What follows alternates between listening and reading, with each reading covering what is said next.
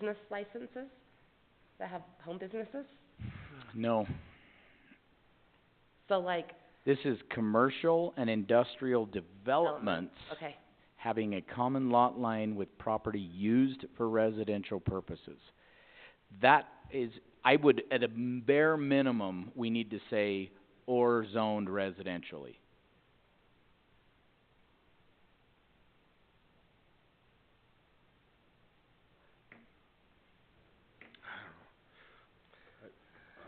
But Dan, down there on that RV park and that Robinson, it wasn't zoned, but he was forced into that.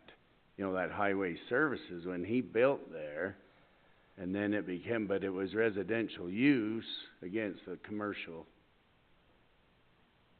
zone. Right, he's in a highway service zone, Robinson. Oh, Robinson is. that's what we're dealing with, or dealt with, should have dealt with. And, you know, I heard the RV guys say, hey, we complied with the RV code. Exactly. We referenced it on our plans, and it was approved. And by the way, they maintain that an RV park is a residential use themselves. Yeah. wow. It's just temporary residential use. And I'm like, well, you're running a business. We're gonna count that as commercial. Well, in that case, then hotels are residential too, and we wouldn't have a short-term rental problem because Yeah. playing Well, hotel. like I said, it didn't is hold no any problem. water, but Yeah. it was at least talked about. So that's the point is, so here you have the RV park, and then you have, well, look at it this way. Here's actually the other thing. You have the Robinson, which is what we spent so much time and focus on. Yeah. But after we did a conditional use, we're like, yeah, but what about this property, and this property? Yeah. You got a house here, and he wants his son to be able to build a house there, which technically he can't build because it's a highway service zone. Except for, I think he might be able to if he builds toward the back. I don't know if it got rezoned or what. Because it got forced to be annexed and Right. assigned a zone. And I can't remember which zone it got assigned. We have a residential option in commercial, Yes. not highway service. The But bottom anyways, my line- point is this is not technically a residential use right now, but they want to come in and put in a residential use. So, depending on how we write this guy could be forced to put in a block wall when he comes in for building permit. Yeah, so this is why we need to have this ordinance, you know, clarified. Oh my gosh, so I that thought it you guys could doesn't see what I was conflict pointing at. with No.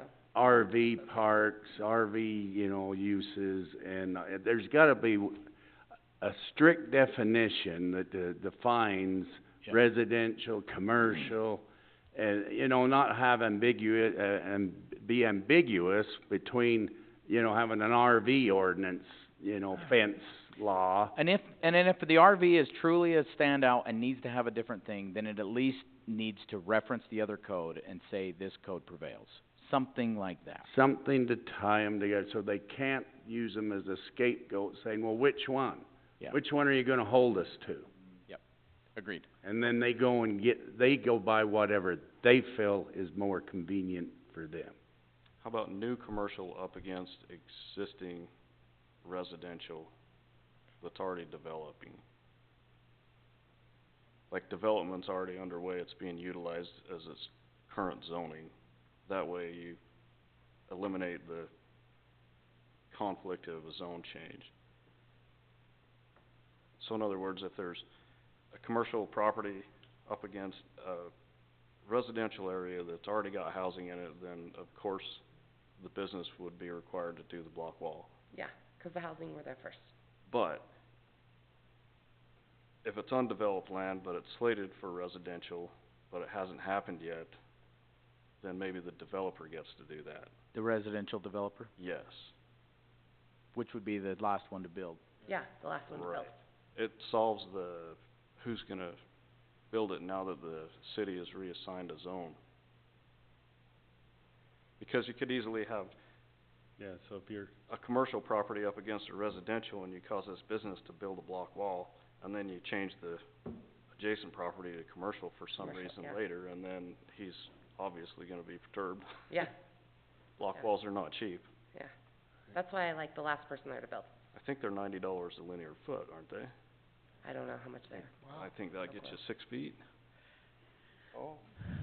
So, a couple of other things, Well, you've got to define the height too. we gotta define the height. I think that we could come up with a across-the-board height, right? That's pretty obvious that we should do that. I think we know we need to define site obscuring, 'cause we got right down, and I found some good definitions on site obscuring. In fact, let's jump there real quick. I will send this to you. Cedar City Code has, I think they have some elegant solutions to this. This is what they say. Commercial and industrial developments. On all commercial and industrial developments in areas zoned accordingly, having a common lot line with property used for residential purposes shall require the construction of a 6-foot high site obscuring masonry fence. Or on residential developments, having a common lot line with property used for commercial and industrial purpose shall require the construction of a 6-foot high obscuring fence. That is, whoever is building next to a property that is being used, meaning if it's raw land, you don't have to build it yet. Yeah. They both say 6-foot high site obscuring masonry. They, by the way, have a great definition of site obscuring. And then they say, then there's a caveat for mixed uses, because mixed use by definition is commercial and residential together, right? We're not gonna make them put a fence inside their building. And then they, with density, say, any property which proposes residential construction adjacent to a property used for residential purposes, where the difference in the total number of dwelling is 3 or more, shall require a site obscuring fence. This provision shall not apply when the less dense property already exhibits 4 or more units. So think of yourself as living in your nice little quaint single-family home. Behind you is zoned R3, and they have apartment building, and you now don't have quiet enjoyment of your backyard without some sort of site obscuring fence. I don't know what 6-foot fence would give you with a apartment building next to you, but conditional uses, we don't have apartments anymore. Conditional uses, in the case of commercial development permitted by conditional use in a residential neighborhood, fencing may be addressed by written agreement between adjoining property owners. Which, the interesting thing about that is, you're not gonna approve the conditional use without that agreement. Said agreement shall be submitted to the Planning Commission and City Council for approval and be a part of the conditional use permit. I thought that was a really interesting clause that they put in there. And lastly, I was gonna show you their definition on site obscuring, and I guess I didn't include it in this document.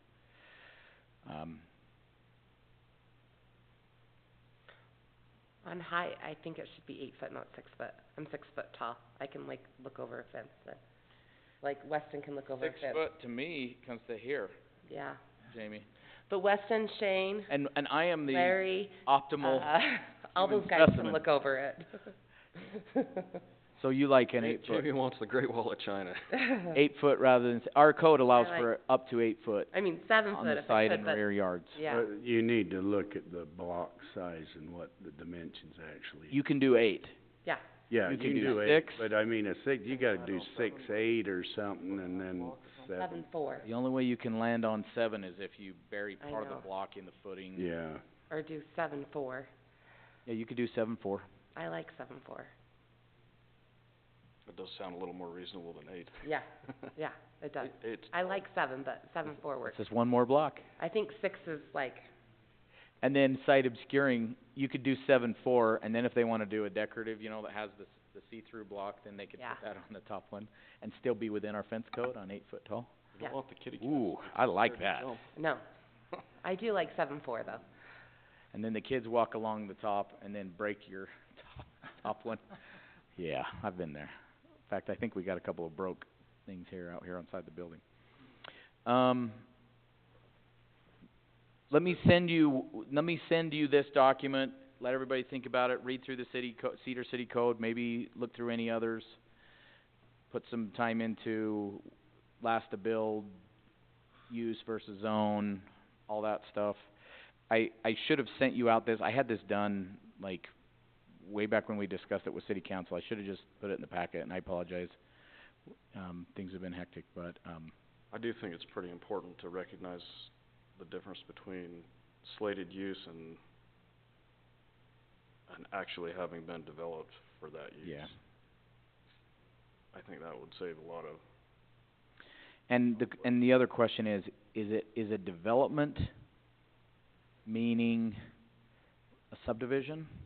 'Cause it's one thing to require a subdivider to put in a wall as a part of their subdivision, and it's a different thing to require somebody just getting a building permit on a piece of property. well, and maybe on an individual lot basis, Think about that. the owner could decide, but maybe if it's a developer doing a tract neighborhood or whatever, then it should be, And from an affordable housing standpoint, you're running up the cost. you're really running up the cost when you're making a residential All these neighborhood block do it. walls sometimes cause problems with, drainage too. Oh, yeah. The house that we had flooded down in Maple your Springs. neighborhood wouldn't have flooded had they put vent blocks on the bottom of the block wall. 'Cause it hit the block wall and backed all the way back up and went down into the basement. Ugh. So, yeah, that's a good point. A sledgehammer could've fixed everything. Somebody was there in time, they probably could've pushed it over. Block walls with a lot of water behind them sometimes just cave. I certainly didn't expect us to get anywhere done tonight. I just wanted to, I'll send this to everybody. I would encourage you all to do your own homework. We would like to clarify this stuff and, so that we can get in the habit of, well, we just have a bunch of kind of these scenarios that are gonna be stacking up on top of each other, and I'd like to take out the vague nature of the code. I kinda really do like Cedar City's approach, and dang it, I will add to this the definition that I found about site obscuring. It gets right down to 90%, 96% that you can see through it, because you can have a chain link fence that's site obscuring, but depending whether they run their slats vertically versus diagonally, it can go from like 90% up to like 98%. If you really wanna get site obscuring, they have to put the fabric over it. Obviously, a solid wall is site obscuring, but we need to put that in definition because that one bit us in the butt, didn't it, Dave? It more than bit us. Yeah. Okay. All right, we're gonna move on to reports. Councilman Burton, do you, No, thank you. Jerry? Nothing for me.